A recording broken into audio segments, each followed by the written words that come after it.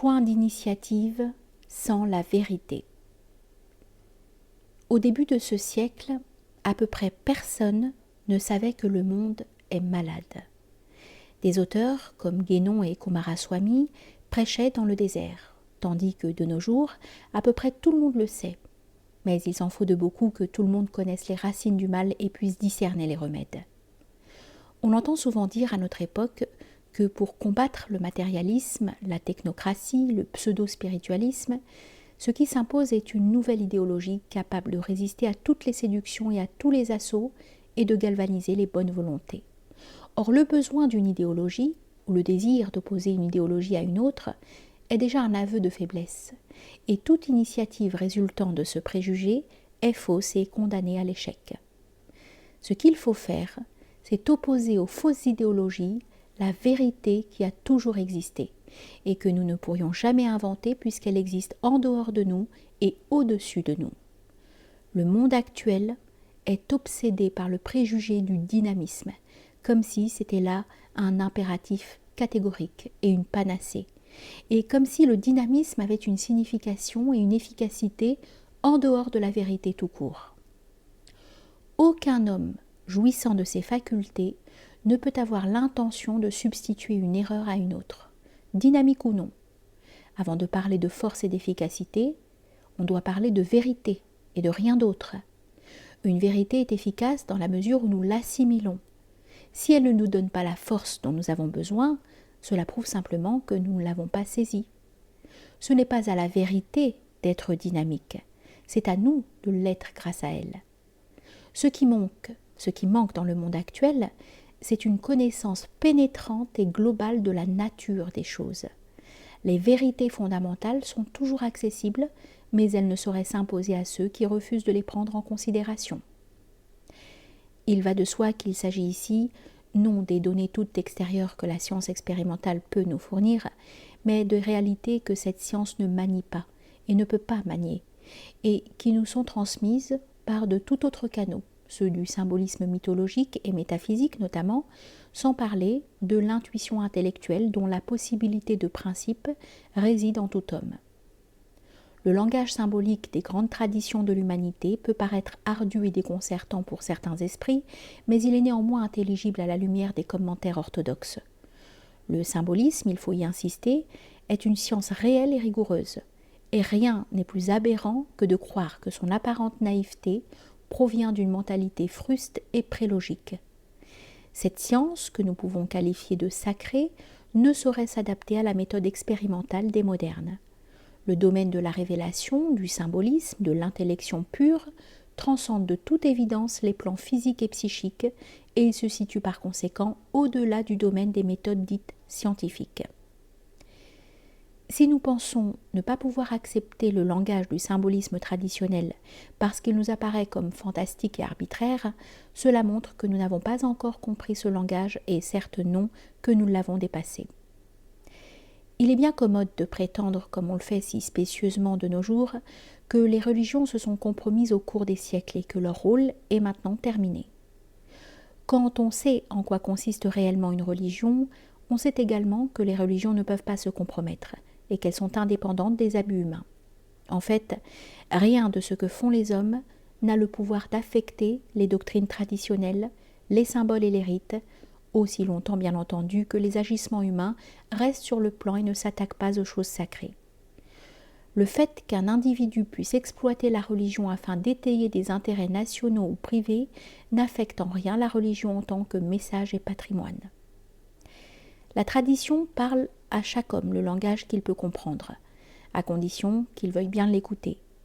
Cette réserve est essentielle car la tradition, répétons-le, ne saurait faire faillite.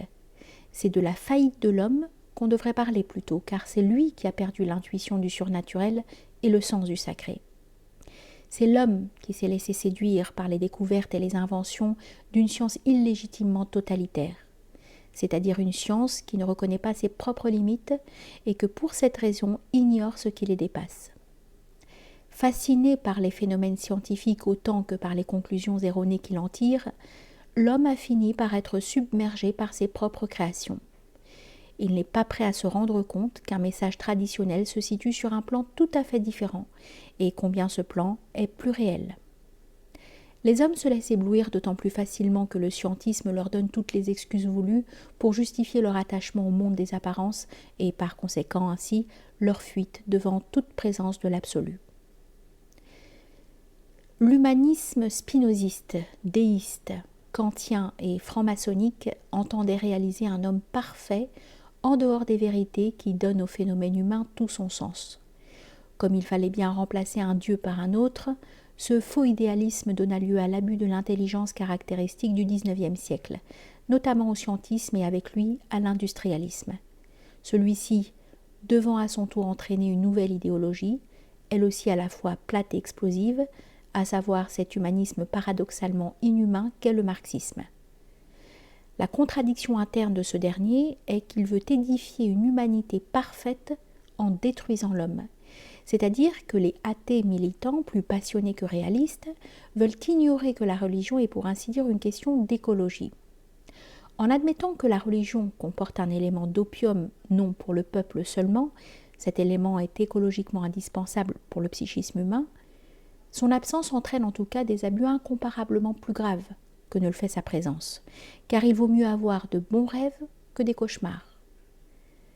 Quoi qu'il en soit, seule la religion ou la spiritualité offre cette signification intégrale, et ce bonheur ancré dans la nature déiforme de l'homme, sans lequel la vie n'est ni intelligible ni digne d'être vécue. Un argument facile contre les religions est le suivant. Les religions et les confessions se contredisent donc, elles ne peuvent pas toutes avoir raison, par conséquent, aucune n'est vraie. C'est comme si l'on disait « tout individu prétend être moi, donc tous ne peuvent avoir raison ». Par conséquent, personne n'est moi, ce qui équivaut à prétendre qu'il n'y a qu'un seul homme pour voir la montagne et que la montagne n'a qu'un seul côté à offrir au regard. Seule la métaphysique traditionnelle rend justice à la rigueur de l'objectivité et au droit de la subjectivité. Elle seule est capable d'expliquer l'unanimité des doctrines sacrées aussi bien que leurs divergences formelles. Quand l'homme inférieur entend parler du Tao, il en rit. Ce ne serait pas le Tao s'il n'en riait pas. L'évidence intrinsèque du Tao est prise pour de l'obscurité. Ces paroles de Lao Tse sont plus actuelles que jamais. Sans doute, les erreurs et les sottises ne peuvent pas ne pas être aussi longtemps que leur possibilité toute relative n'ait pas été épuisée. Mais ce ne sont certes pas elles qui ont le dernier mot. Un point sur lequel nous voulons insister au risque de nous répéter est celui-ci.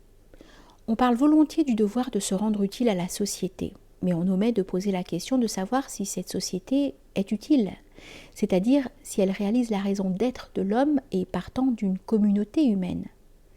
De toute évidence, si l'individu doit être utile à la collectivité, celle-ci de son côté doit être utile à l'individu. La qualité humaine implique que la collectivité ne saurait être le but et la raison d'être de l'individu, mais que c'est au contraire l'individu qui, dans sa station solitaire devant l'absolu et donc par l'exercice de sa plus haute fonction, est le but et la raison d'être de la collectivité. L'homme, qu'il soit conçu au pluriel ou au singulier, se présente comme un fragment d'absoluité, et il est fait pour l'absolu. Il n'a pas d'autre choix. On peut définir le social en fonction de la vérité, mais on ne peut définir la vérité en fonction du social. Ces considérations nous mènent à la question inutilement controversée de l'altruisme. Il est des idéalistes, dans l'Inde comme en Occident, c'est le sentimentalisme d'un Vivekananda qui blâme volontiers ceux qui cherchent leur propre salut au lieu de s'occuper du salut des autres. Alternative absurde, car de deux choses l'une. Ou bien il est possible de sauver les autres, ou bien cela est impossible.